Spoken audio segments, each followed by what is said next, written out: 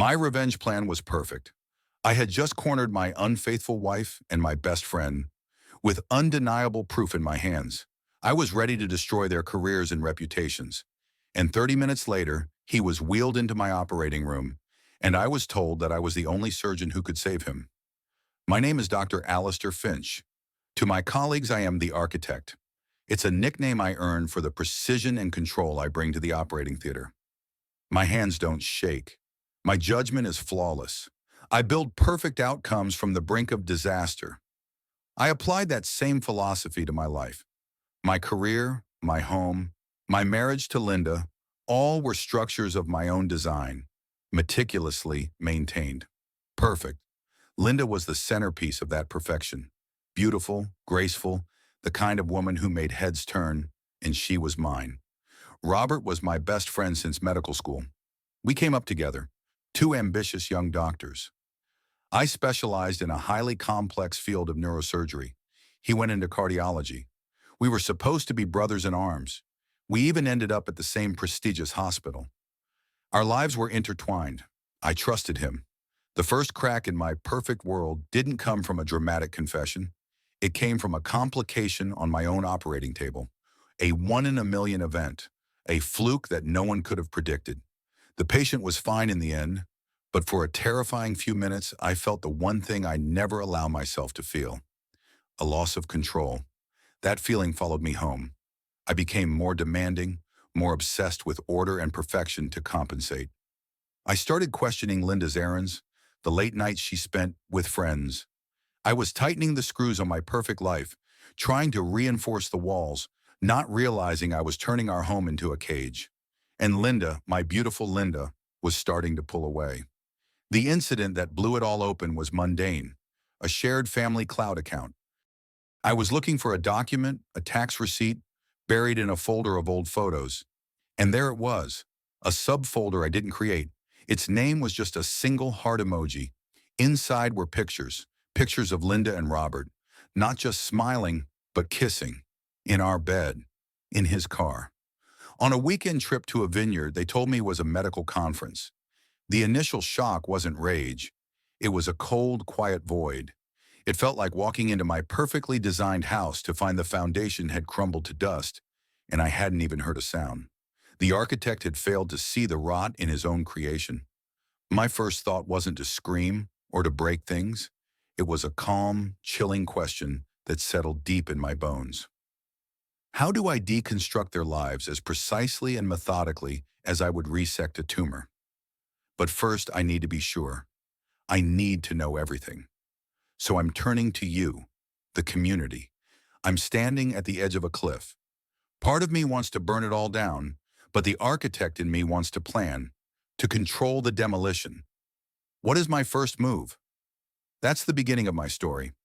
I'm going to be sharing updates as this unfolds, and I need your help. Before you do anything else, hit that subscribe button, give this video a like, and tell me in the comments. What would be your very first step? I'm reading everything. Thank you for the overwhelming response. Reading your comments, the advice, the warnings, the shared stories, gave me a strange sense of clarity. Many of you said the same thing. Don't act on emotion, gather information, become a ghost. And so, I did. My first step was subtle. I'm a man of routines, and so are they. Robert has a weekly poker night with some other doctors from the hospital, a boys' club. He's always been careless with technology. I gifted him a new high-end digital picture frame for his office a few months back, a token of friendship. It connects to Wi-Fi. It also has a microphone that, with a little remote tweaking of the firmware, is surprisingly sensitive. I just needed him to talk. For a week, I listened to hours of useless chatter, medical jargon, complaints about hospital administration, bad jokes. I was starting to think it was a dead end. Then during his poker night, I heard it. Another doctor, Chris, was talking about his recent vacation. You should have seen the place, Rob. Right on the water. My wife would kill for a romantic getaway like that. There was a pause, then Robert's laugh. It was a smug, self-satisfied sound that made the hair on my arm stand up. Tell me about it. Linda and I found this little bed and breakfast up the coast. Absolutely incredible. We're thinking of going back next month. Linda. He said Linda and I. Not Alistair and Linda. Not my friend's wife. Just Linda and I. Like they were a recognized couple. The casual way he said it, in a room full of our colleagues, was more damning than any photo. He felt untouchable. He was flaunting it, hiding in plain sight. The second piece came from Linda herself. I've been watching her, not with anger, but with a surgeon's detachment. I noticed she had a new burner phone, a cheap prepaid device she kept hidden in her gym bag. I didn't confront her. Instead, I installed a network sniffer on our home Wi-Fi, a simple piece of software that let me see every device connected to it. Her burner phone connected automatically every time she came home.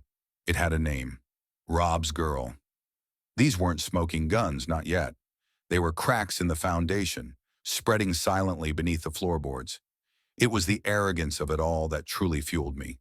They didn't just betray me, they disrespected me.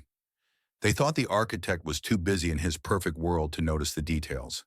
They were wrong. The details are all I see. Now I have whispers and shadows. I need the incontrovertible proof, the kind of proof that leaves no room for lies or excuses.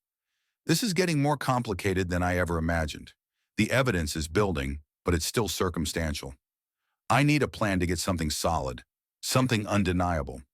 What would you do in my position to get that final piece of proof? Let me know in the comments below. What's my next move? Your suggestions were brilliant.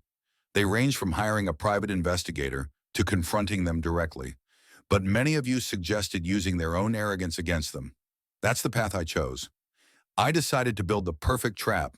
I told Linda I had been offered a keynote speaker position at a major surgical conference in Zurich. A huge honor.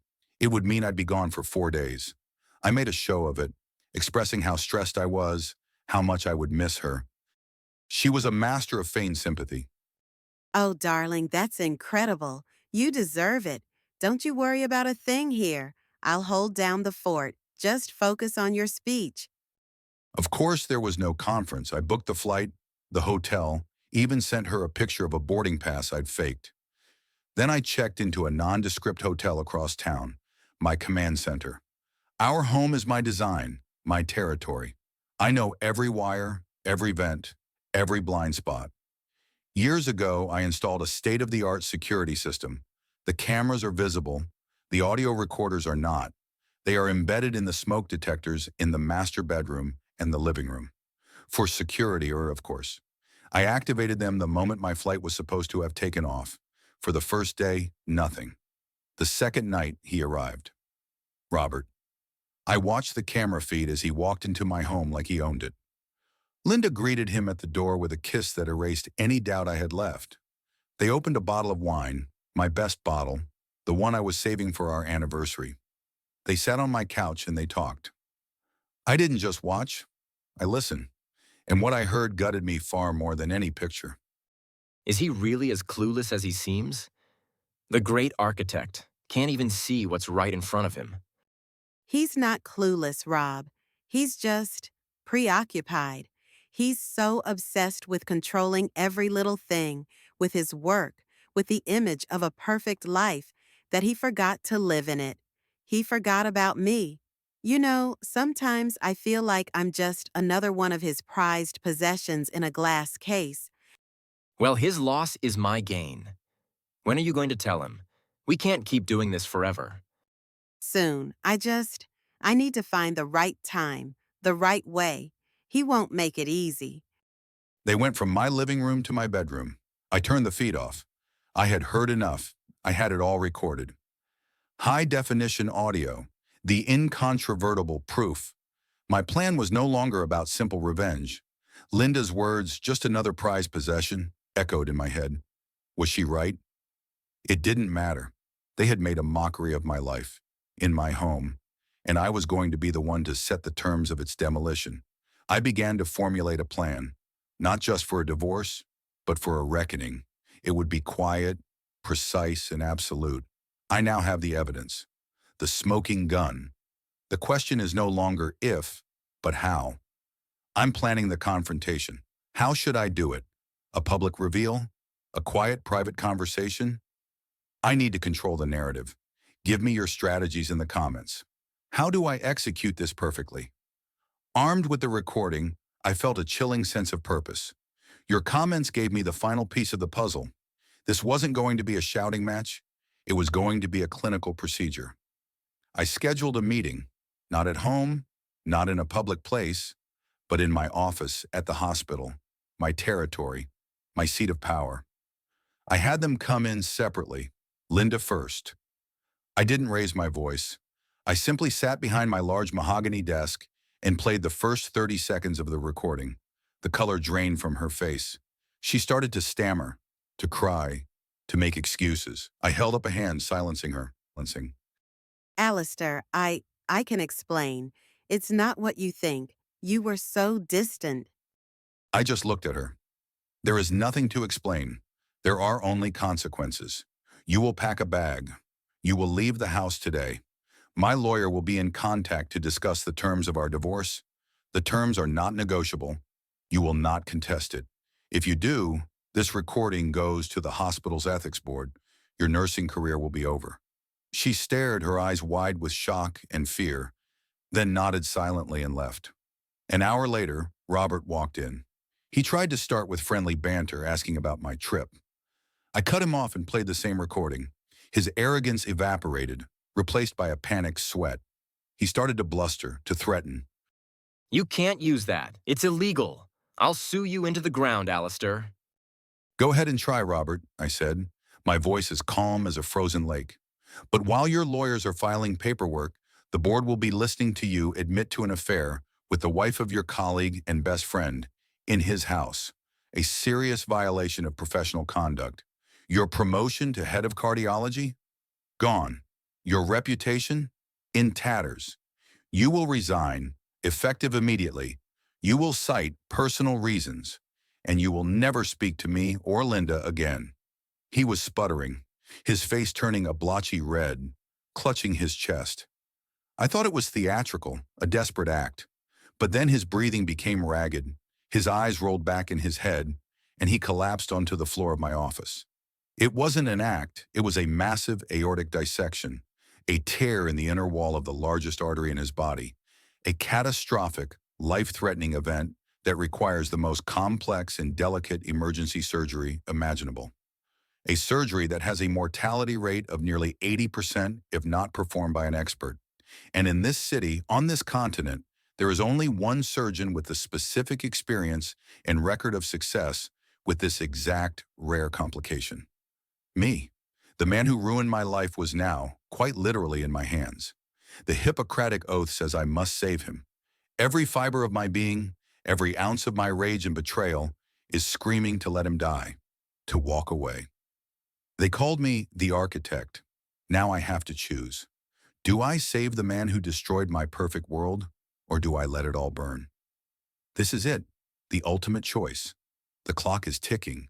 What do I do? What would you do? I'm standing outside the operating room right now. Tell me in the comments, save him or walk away. I read your comments standing in my scrubs, the fluorescent lights of the hospital hallway humming above me. The consensus was overwhelming, a chorus of voices cutting through my rage. You said the ultimate revenge wasn't letting him die, but forcing him to live with the knowledge that I, the man he betrayed, was the one who saved his life. You said my integrity was worth more than my vengeance. You were right. I walked into that operating room. For 12 hours, the world ceased to exist. There was no Linda, no betrayal, no anger. There was only the intricate, fragile architecture of a human heart. My hands, which had trembled with rage just an hour before, were now perfectly still. I wasn't just repairing an aorta.